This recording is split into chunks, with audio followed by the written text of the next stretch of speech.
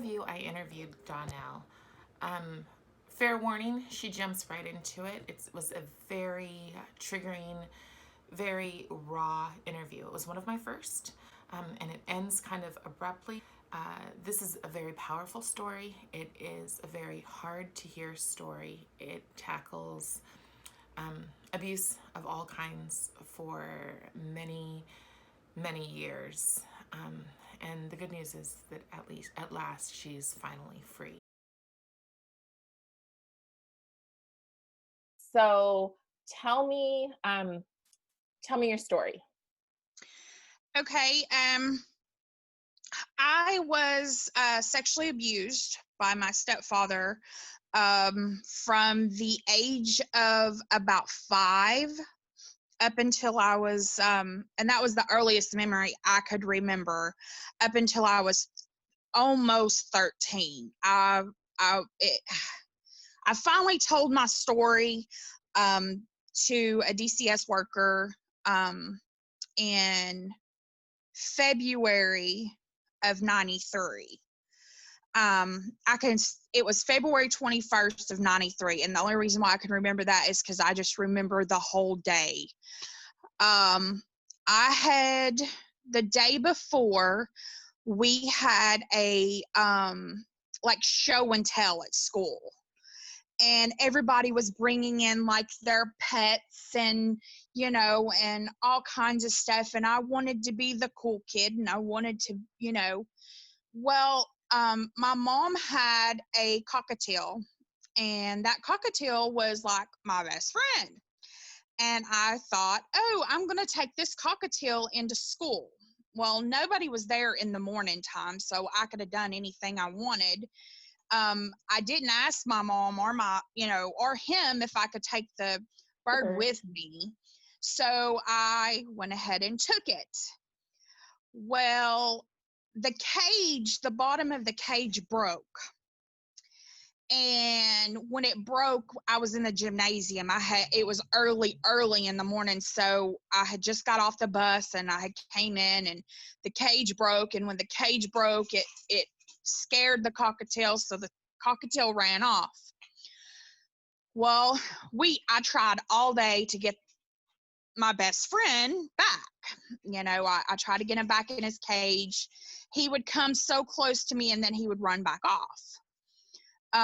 So I had to go home and tell my mom, hey, I've lost your cockatiel. Well, when my mom told her husband, my stepfather at the time, he beat me. And when I mean by beat me, he took the end of the belt buckle and beat me from head to toe. Well, at that time, my aunt was there, and she seen what happened, and she kind of got involved in it, and things happened, and she kind of got hit in the process. Well, the cops were called, but because of the whole incident, they just excused it. So the next morning, my mama and my aunt get together and call DCS on them on the whole situation. Well, I was the type that if I got beat like that, I would turn around and hide everything. I would be, in jogging pants and a sweatshirt, even though it was 90 degrees outside. So I had came to school and I could barely sit. I remember the day, and they had like the hard chairs, at school, and it took every bit of me just to sit down in those chairs. And it was right after lunchtime, I got called to the office. And there was a man. He was kind of an older man. And then it was my aunt, and my mama was waiting out in the lobby. And I remember him telling me, hey, I'm such and such. I'm here with DCS. We're going to have a conversation, and then we're going to go get you checked out. And I was like, okay. So I proceeded to tell him what had happened. And he asked me to pull up my sleeves, and I pulled them up, and I had whelps all over my arms. And he was like, okay, I'll need to take you to get checked out.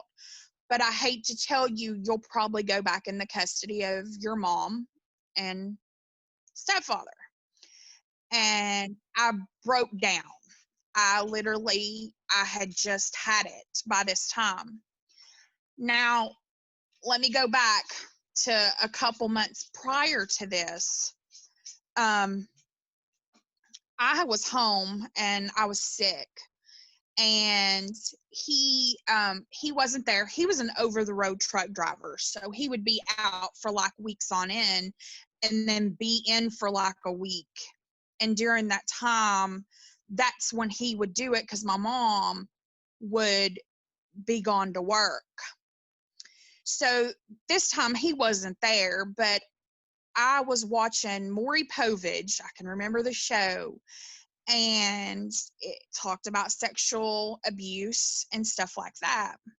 Now, mind you, in my mind, because I was so young and I was raised like that, I thought that was something that was supposed to happen.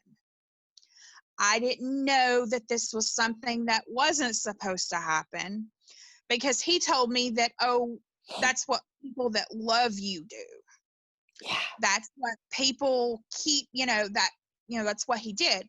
Well, I had watched Maury Povich that day, and it was one about sexual abuse. And I found out that wasn't what's supposed to happen. And so that weekend, my mom and me was at the laundromat, and I remember trying to tell her that this was going on, but I was so scared of what was going to happen. So at this point, back up, to the day that I went into custody, the guy he goes, there's something else going on. He said, I can see it in you. Because I'm like, at this point, I'm just like in tears. I didn't want to go back home. Being beaten to the point of having welts isn't enough, right? Yeah. Like I'm sitting here thinking in the back of my mind, what else can I do? What else can I say? I'm sitting here, barely sitting here. I'm hurting so bad. And then you want to tell me that that's not good enough. Right. That's not good enough for you. So I proceed to tell him about the rights and the sexual abuse that I had been put under. Now, that night I went and stayed with my aunt, and her house. She had a 2-bedroom house, but her and her husband had a child, and it was a boy, which was around the same age as me. So I remember them telling me, hey, you're only going to be able to stay here a night, and that's all we can do. We're going to have to find you a placement.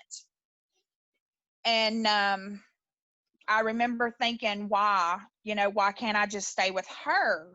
I felt like at that point I was the one that was being, the victim, yet you're being punished, right? Yeah. But so he was threatening people. Like my stepfather was threatening people and stuff like that.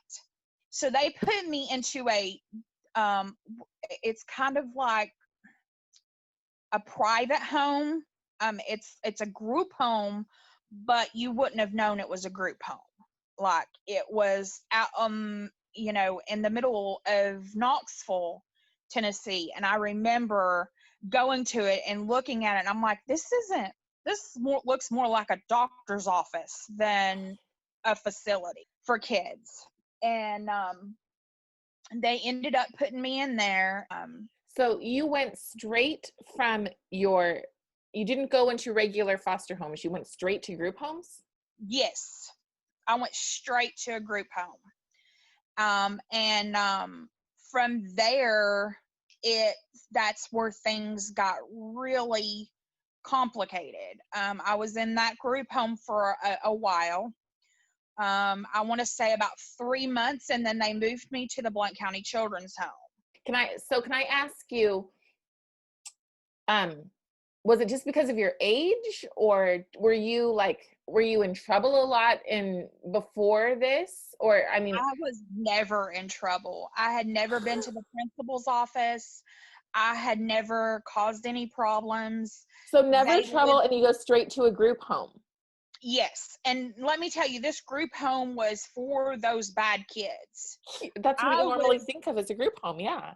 yeah, Okay. I was literally placed into a room with a 16-year-old that literally the first night was there, I remember her opening the window, and mind you, it was freezing cold.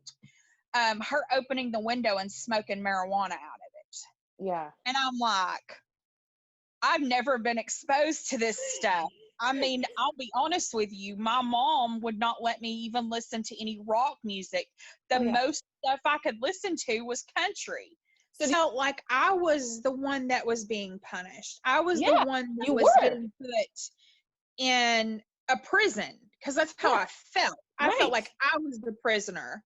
Oh yeah, if they were medicating. Didn't even want to, like, at one point, because I had started becoming the bad person, but you got to realize I was placed into a home with a bunch of bad kids. I don't like the label of the bad person, I mean, you were broken, and then they took a broken thing and didn't even try to mend it. Didn't even try with me. They were like, oh, she's going to cause these problems. Right. So from that point on, I was kind of like, I was stuck. I really was. It was hard, because I was always, I wasn't like the best in school, but I did do the best I could. Right. So it bothered me, because I thought, why am I getting placed with all these bad kids? The kids that were there wasn't bad. There was several, there was a couple. Yes, there was a couple. But a lot of these kids were just, damaged and hurt, and yeah. Damaged and hurt, and when you know that nobody cares about you, do you believe that your mom knew what was going on? She swears up and down she didn't. For years? For years, but then she took his side. And I'll get into that. When I was placed in the children's home, I had been there about a year. When my first case came up against him. And literally a month before the case was supposed to start and the trial was supposed to start, he decides that he's going to try to adopt me. So his lawyer tries to get this started underneath my real dad's. He lived in Illinois still. So some of my family members got together, finally got a hold of him, saying, hey, he's trying to get down here and adopt her. Well, that didn't work out very well for him, because once that hearing went, my dad came down here and stopped the whole process. He was like, no, I don't agree with this. He has done this stuff. So no, we're not going like that. And when my dad found out that, my stepfather was trying to adopt me, he tried to get me. Well, because he was in Illinois, they were requiring him to do all these classes.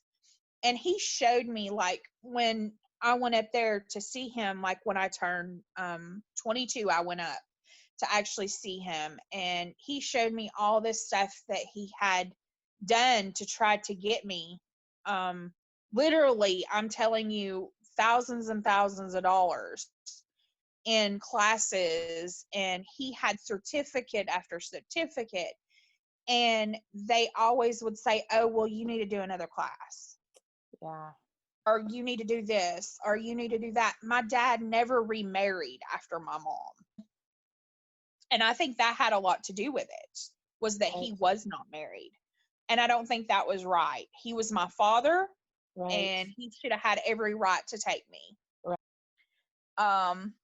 The first trial happened, and it was the worst time of my life, I thought. I got accused. How old were you? I was 14. And literally the lawyer that he had made me look like I was the bad guy. Like that you were promiscuous or something? Yes. So he never even denied that it happened. It just said that you were the one who made it happen? Well, he said it never happened. But he kept saying that, like, I was showing too much skin, which, by the way, I was, my mom was very, very, very religious. We were in apostolic churches, Pentecostal churches. If you know them, you didn't wear short skirts. You wore skirts, yes, but they were very long with long hair, and that was the way we were brought up. So I'm thinking, how in the world is he sitting here telling me that I was wearing these skimpy outfits when my mom wouldn't even bought them for me? So my first trial comes, and they looked at me as like I was a liar. They turned around and told me that, and they made me look like a liar, because at the very beginning I did back out. I told them it didn't happen. And the reason is because I had a 2-year-old brother at home. And I was afraid that since I wasn't home, he was going to abuse him. And plus, I was getting promised stuff too. Like, my mom would come and visit, and she'd be like, oh, if you back out of it, we'll take you to Disney World, or we'll do this, or, your dogs my dogs was my life, and, oh, your dog's missing you. And so at the very beginning, yes, I did back out. I told them it didn't happen. But there was so much proof in the physical that they gave me, in which, mind you, I wasn't supposed to have kids. They told me that I had so much scar tissue, that they didn't see me ever having kids at that time. So I turned around and was so devastated. And so the time comes that the jury's out. The jury's out for like a week and a half.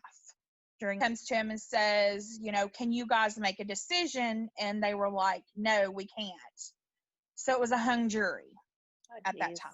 So, and I remember just being so devastated at that time. I'm like, I cannot believe this is happening to me. And so were you in a small town at this time where it, like, just turning your head and pretending it doesn't happen because it's not your business is kind of the way things went? I think so. When the second trial, oh, go ahead, sorry.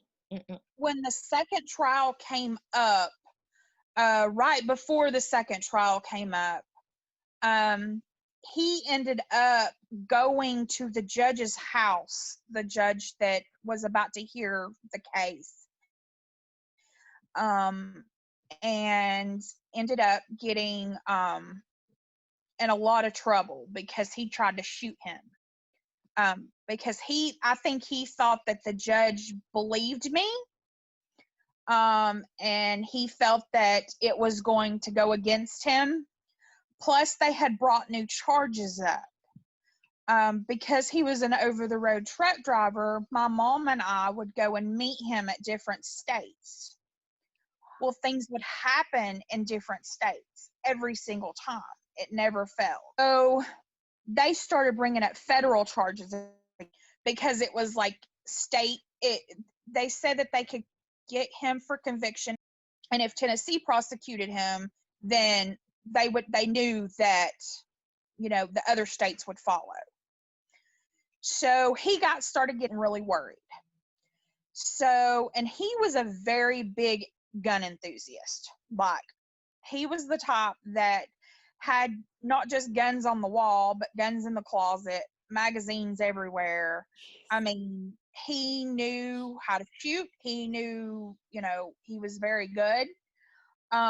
So the day he went to the judge's house, he ended up getting arrested.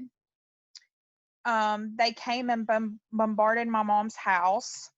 They found 3 guns that he wasn't even supposed to own. It was like military weapons. So he had federal charges then against him because of all the guns. This is the part that really pisses me off. He only got 2 years for my sexual assault. From there, I went to my second trial. My second trial started, and my second trial almost became another mistrial. But he ended up pleading guilty. Wow. Okay. And he only got 5 years for the guns.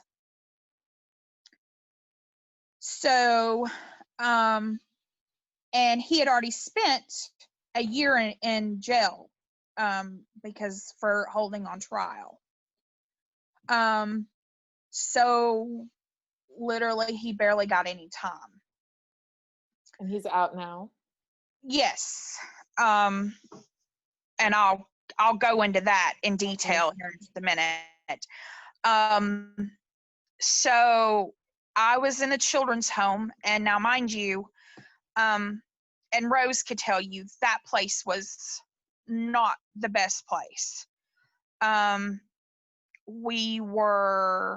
They loved to change medication on you, and, oh, well, you're not doing good, so let's change your medication to this.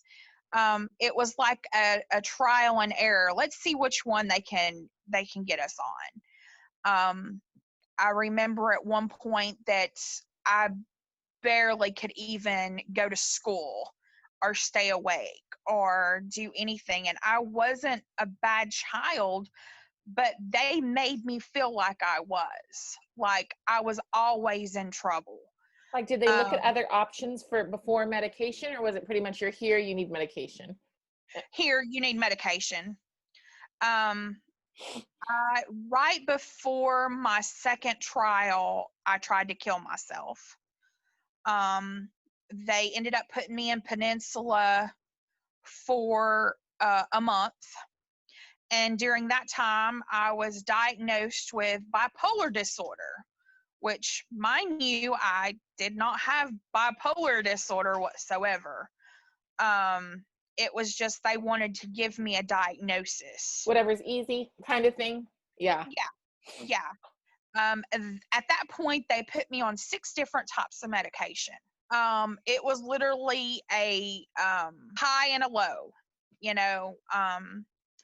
so I was in the children's home for 3 years. I ended up getting myself in trouble there. I had grown older, so I became promiscuous, and we were in a group home with boys and girls. So I snuck over to the boys' wing one night and got caught. So at that point, they turned around and transferred me to a runaway shelter over in Knoxville. Pretty much at that time, they were like, this is your only option. And you're 15 at this point? Yes. I'm 15, and I'm like, okay. And mind you, the kids that was at the runaway shelter was worse than any kids that I could have ever came across. These were the bad of the bad. They were the worst of the worst. I'm lucky that I had a roommate there that kind of kept a lookout for me. My DCS worker, I absolutely love. I still have contact with her today. She ended up turning around and was like, well, we have an option of putting you in foster care. The only problem is that the closest foster family that we could find that will take you is 2 hours away from where you're at right now. Well, at this time, at the children's home, they had put me to where my mom couldn't come and see me. The only time we could have anything was supervised visits. My aunt and my grandmother came and seen me every week. So they would, I'd get to see them. But when they transferred me over to Knoxville, I couldn't see them no more because that was a runaway shelter and literally there was no visitors whatsoever. So this foster family that I got with, they had told me that they were, Christian based, religious, and which I had been, my mom was religious. I was like, okay. Well, they didn't tell me the religion that they were in. So I ended up moving in with them. They had 3 kids, and it was all theirs. It was 2 boys and a girl. There was the older boy, and then the middle was the girl, and then the younger boy. The youngest was like 13. So I got in with them. Found out that they were Seventh-day Adventist. So that meant that they were vegan.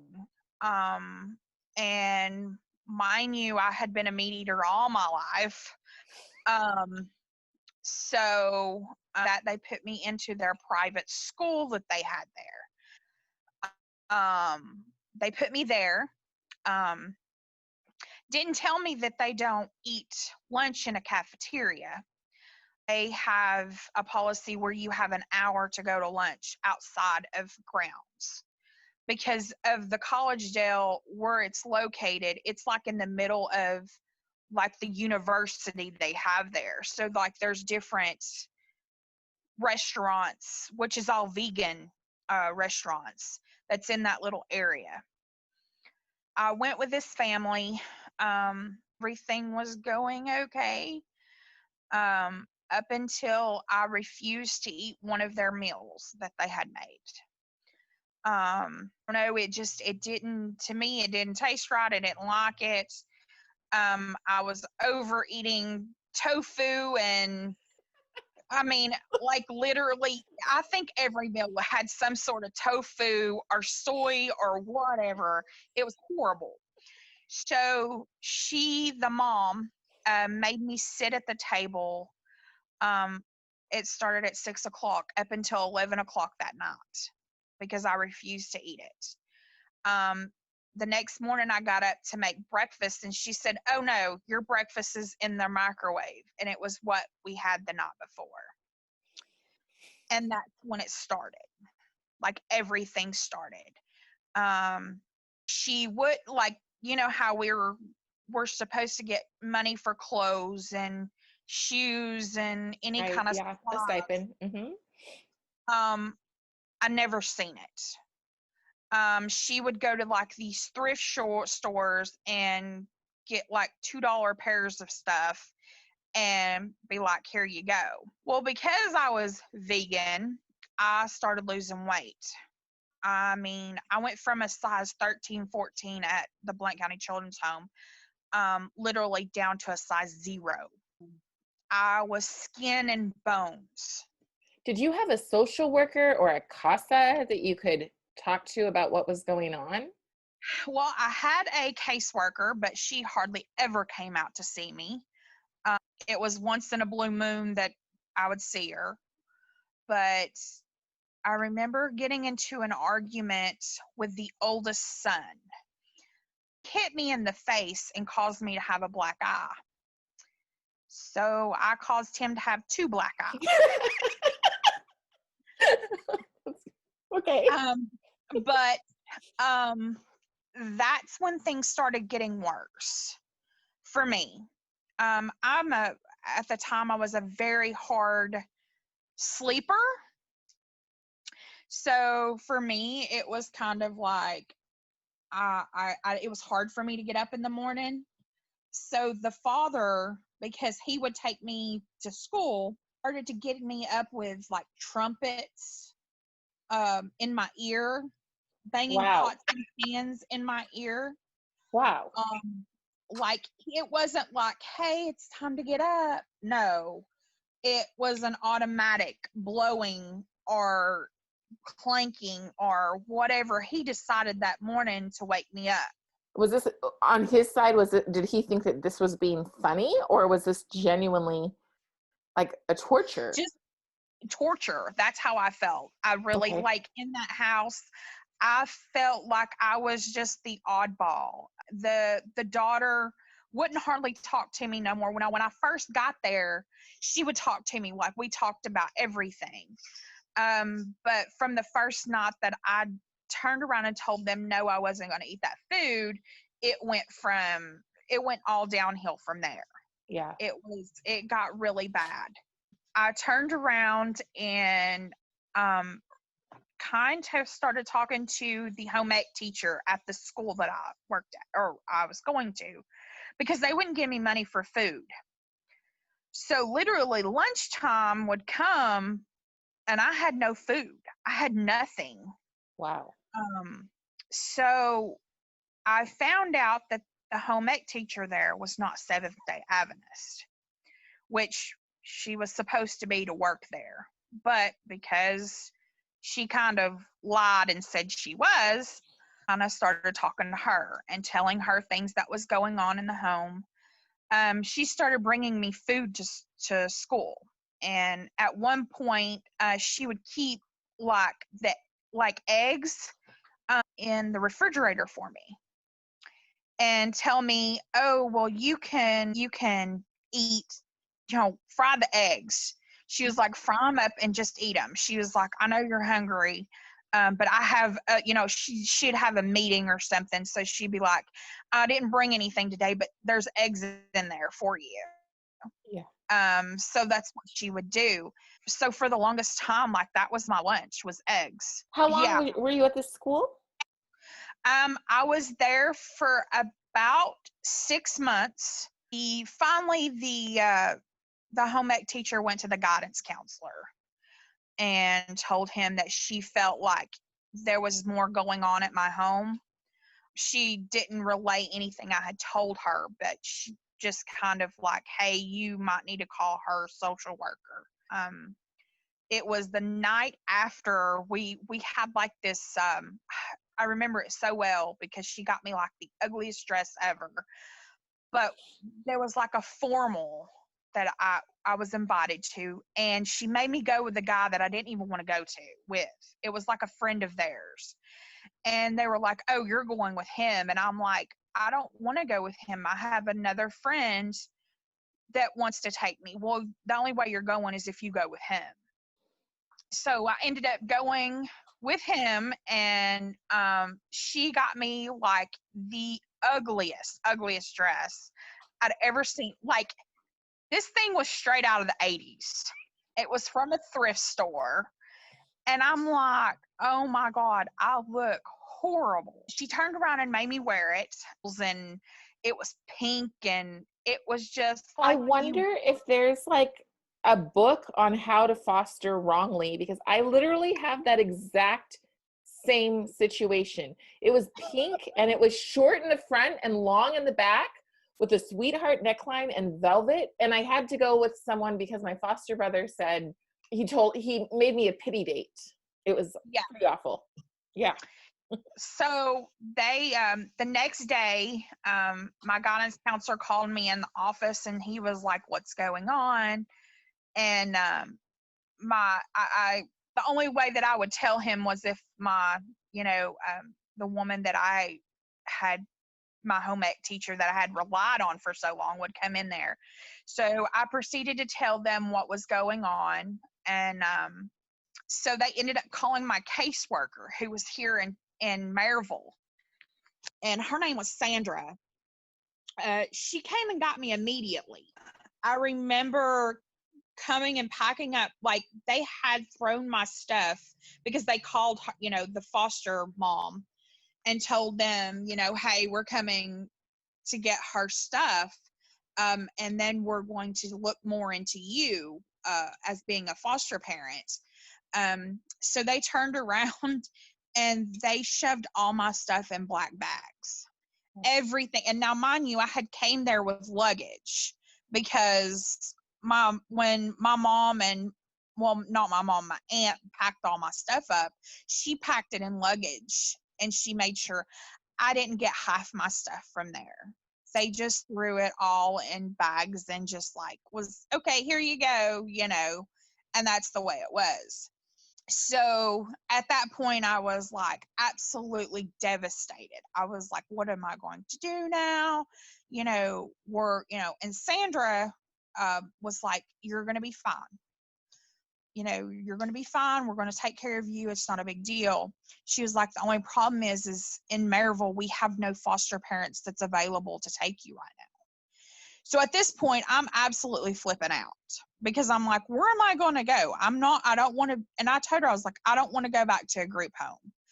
And she was like, I understand, we'll figure something out. That night, I actually stayed in the Department of Human Services building. Wow. In a little cot.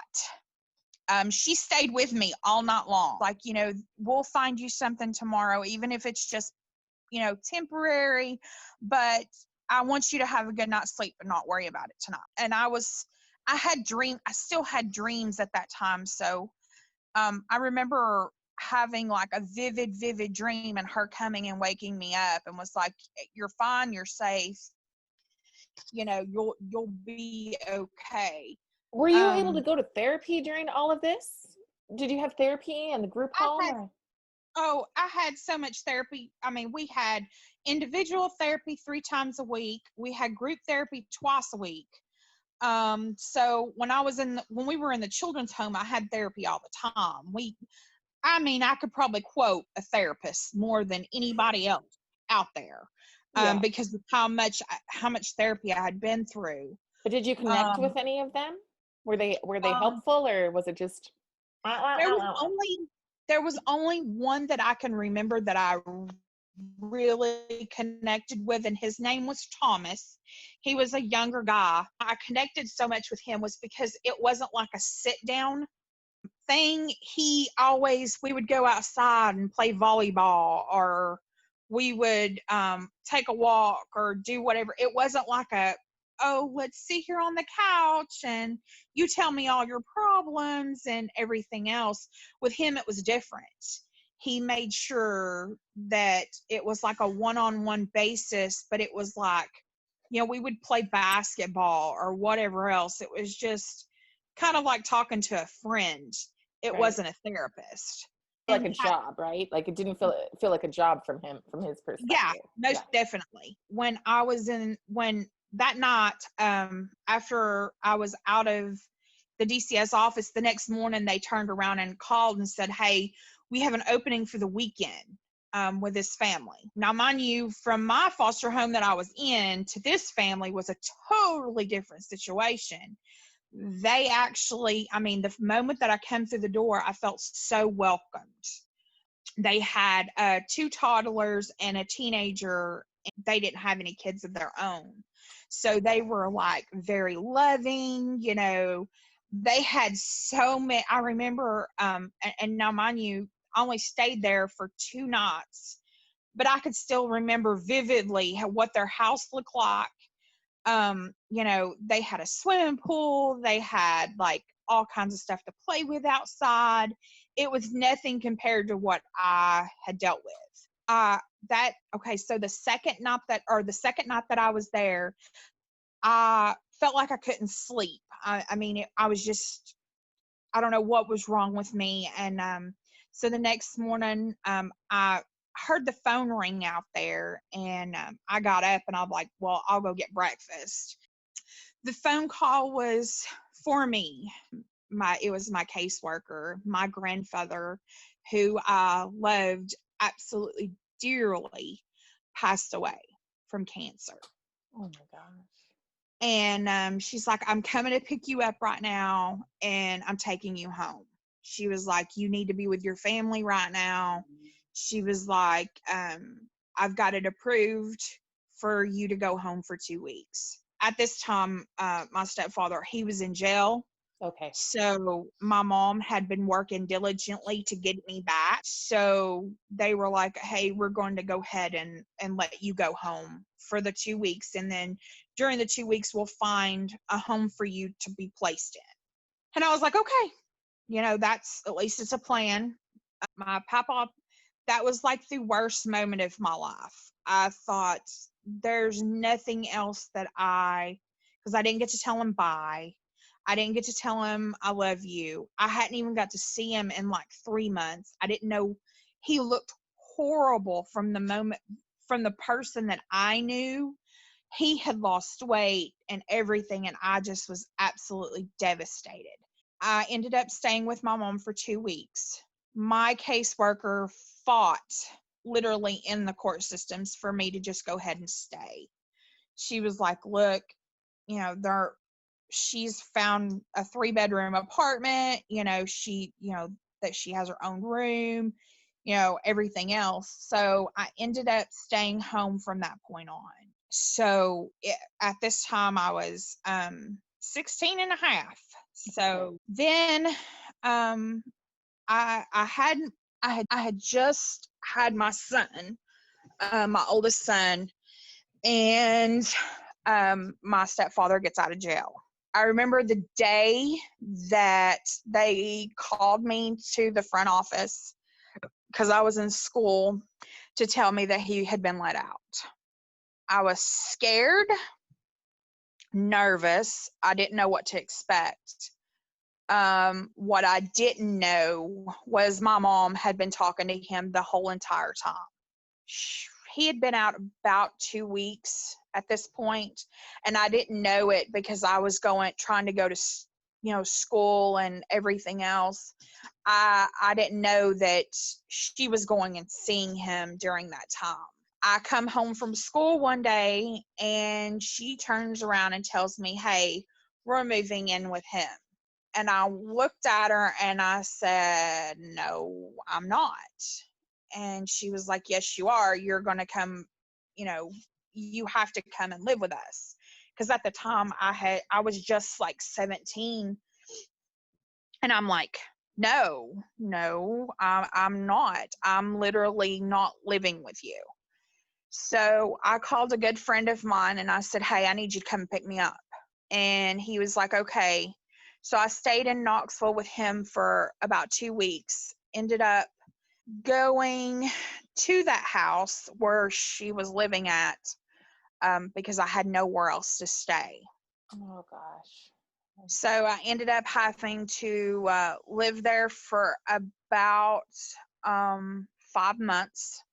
So let me rewind. You said that he did finally admit to abusing you. He did. So he finally admits that, and then you have to go and live with your abuser. Yep. Just gotta wrap my head around that. Okay. Because my mom still never, she says that she believed me, but at the same time, I don't think she ever believed me. I found letters later on in their room when they weren't there. I found letters that she had wrote him in prison saying, I know she's lying.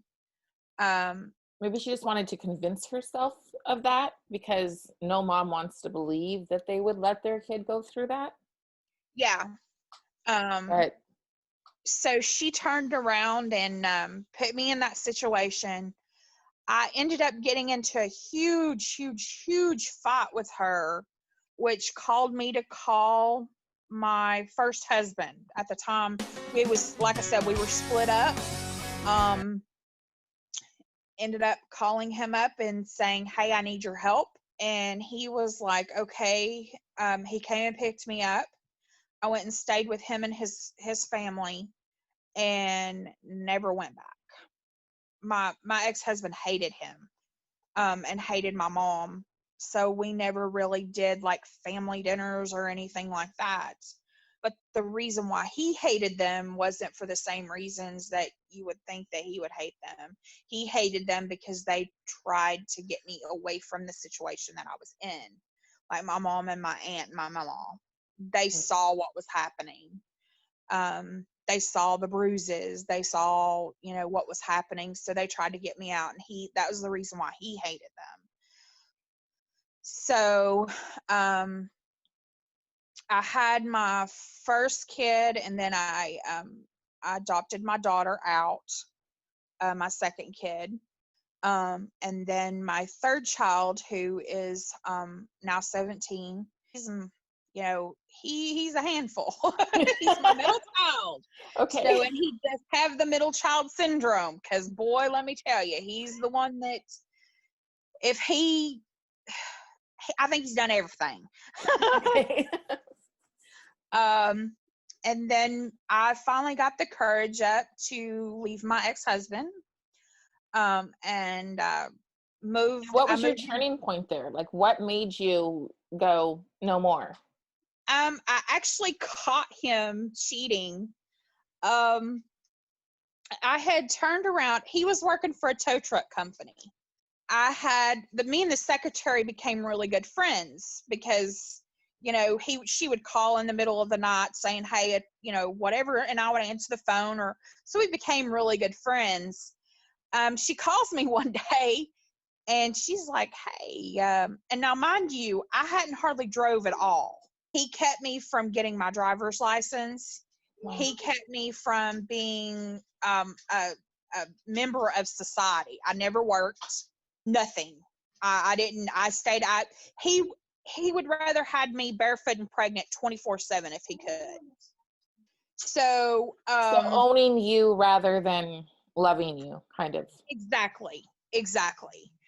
So he turned around and she calls me up and she's like, you might need to get down here. And I'm like, why? And she's like, he's out here kissing another girl. And I'm like, what? And she's like, yeah, he's out here kissing another girl. And I was like, oh, heck no. So I get, like, from where I lived at the time to get to where their place of business is should have taken me about 20 minutes. It took me 10. And so I get there and I pull in, and I parked kind of across from where they were, because I'm like, I want to see this with my own eyes before I confront him. So I see them and I'm like, oh no, really? This is what's happening. So I pull in and she runs into the office and hides herself, barricades herself in. Oh my gosh, all sorts of drama. Okay. So it ends up coming out like he puts me into like the garage area. He's like, I'm not doing nothing. I'm like, I've seen you. You cannot tell me that I didn't see what I seen with my own two eyes. And he's lying. He's swearing up and down that never happened. And I'm like, you're crazy. I just saw it.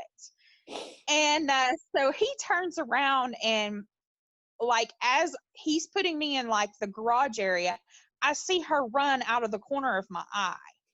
So when I see her run, she goes and jumps in her car. And at the time, only thing I see is like this big old rock at the corner of my foot. So as she's leaving, I take and chuck this rock into her back windshield. And I look at him and I said, I'm done. I said, I'm done being abused by you. I'm done being your pawn. So I go home, I call my best friend who is like my sister. Her name's Leanna. And I said, I need you to come here and help me pack up my stuff. And she said, what's wrong? And I said, I'm done. She was like, oh, finally, you're done? And I was like, yeah, I'm done. So she comes and helps me pack up all my stuff. And mind you, when I say I packed up my stuff, I packed up everything. I packed up toilet paper. I packed up rags. I packed up the towels. The only thing that was left for him was a dresser that his mom had gave us, and that was it.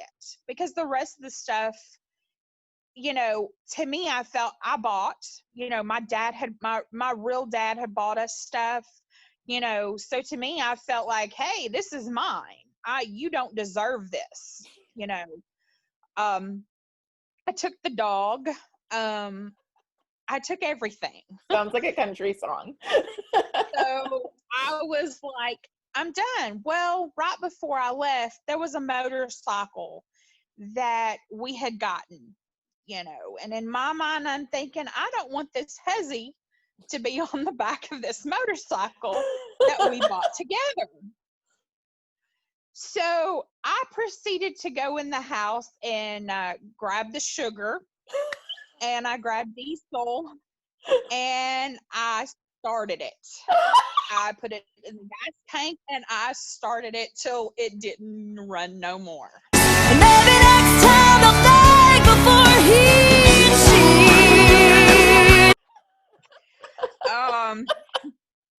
And I was like, okay. And I remember that night, I went at that time, I had nowhere else to go. So I did go back home with my mom at that point, because I was trying to hide. And I knew he didn't think that I would go there. So in my mind, I'm thinking, okay, he's going to think I'm not going to go there. So I'm going to go there. So I went there and I hid out for about a week.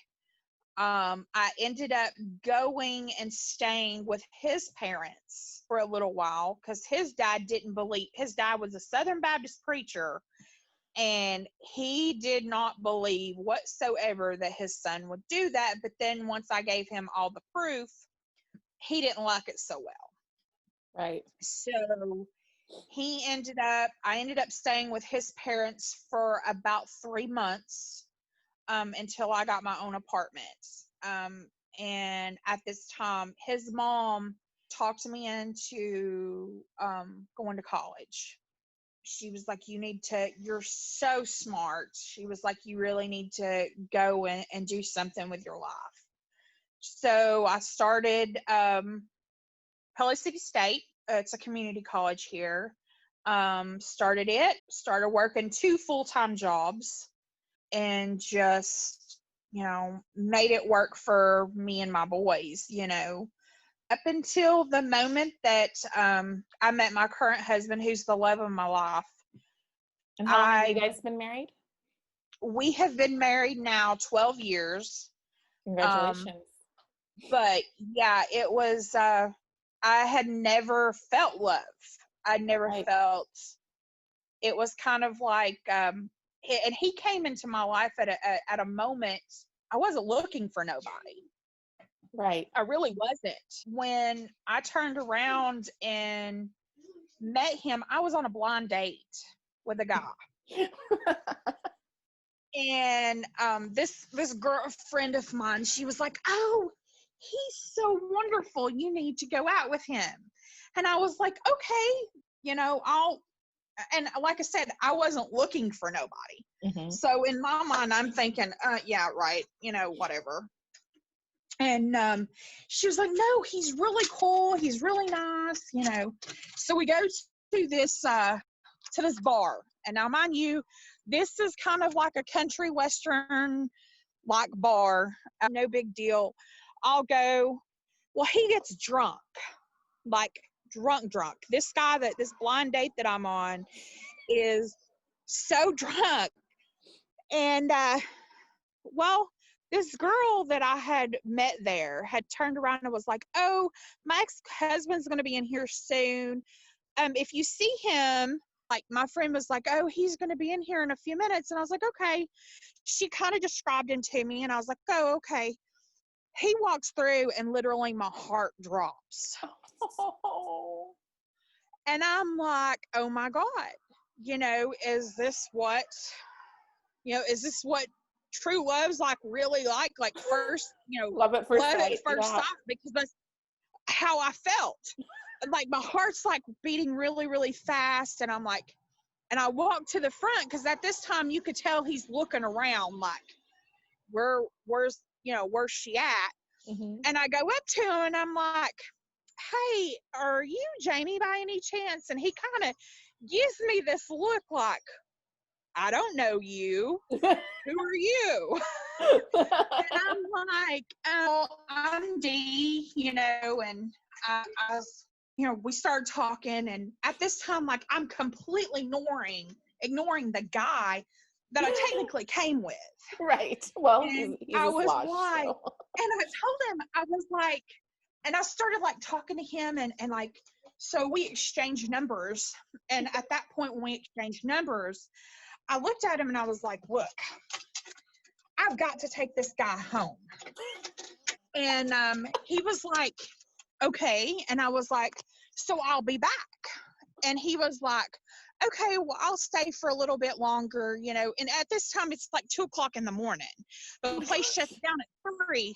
And I was like, "I should be back by the time that, all this happens, before the place closes." Well, I get halfway down the road to this guy's house, and he starts cussing me, calling me all sorts of names, all kinds of stuff. So I lean over to unlatch the door on his side, and I'm like, "Get out." He was like, "I'm not getting out." And I was like, "Oh, the hell you are. You're getting out of my car." And he calls me a bitch. And when he called me a bitch, I took my leg and I kicked him out of my car. And I shut the door and I sped off. I was like, "Forget you, I don't need you." Well, by this time it was already like really, really late. So I called my now husband Uh-huh. to let him know, "Hey, I'm not going to be able to come back because this is what's happened." And he was like, "Are you serious?" I was like, "Yeah, I'm dead serious. This is what just happened." And from that point on, we were, we met up the next day. What was really odd about him is that and this was the one thing that I was like, "Oh my God, I've never had this happen," was he told me, he said, "I'm going to call you at 3:00 tomorrow." He's like, "I have plans early that morning to go help a friend out." But he's like, "I should be done about 3:00. And I was like, "Okay." And I was at my mama's house that day and had right at 3:00, literally on the dot, I got a phone call from him. And from that point on, we've never been separated. We've always been together.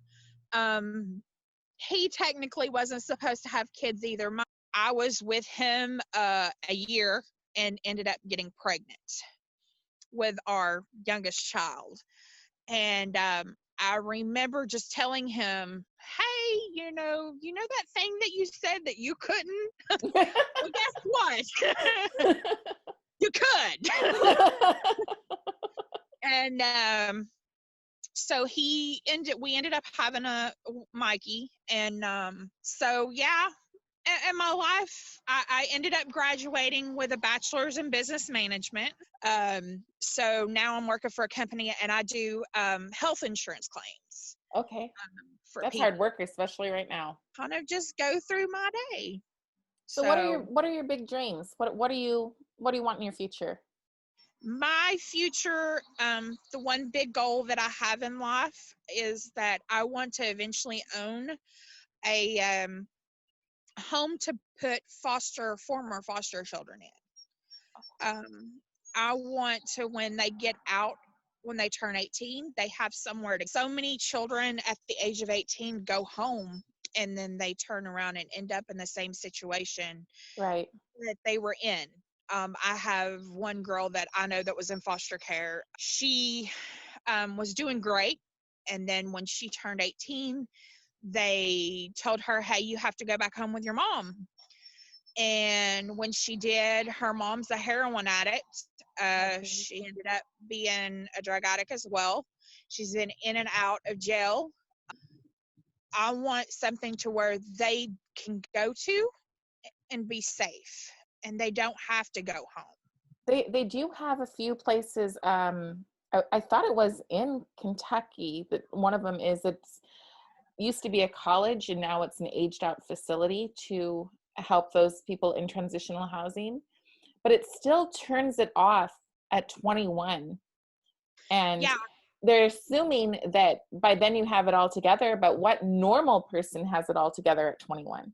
You know, what person who hasn't been through extreme trauma has it together at that point? yeah, that's the big thing that aggravates me. Here in the state of Tennessee, they do have like a little bit of like a transitional period, but at the age of 21, they do get kicked out. Yeah. And they have advocates for them, but I don't think that, in my opinion, I don't think that they really advocate for the child, for the person. They I don't agree. teach them the things that they need to survive. What I've seen, because we fostered for 5 years, and what I've seen a lot of now that's different from when I was in foster care is that now it's about entitlement. Now it's about, oh, you don't need to pull it together because you've been through a lot of hard things. When the reality to me, and the reason why I'm starting to Age Out Rise Up, is because I think the reality is, yep, you've been through hard things and it really, really sucks, but you can either focus on those hard things or you can figure it out. Because you know, and there are people, the missing link is where the people to help you figure it out. Because it can't be somebody who's read a book and is a quote unquote expert. You know, that's my. Yeah, exactly. My best friend was a foster parent for years. So, and she always got the teenage kids, the ones, because that's what she wanted. She was like, I don't want the young ones. I want the ones that they don't want.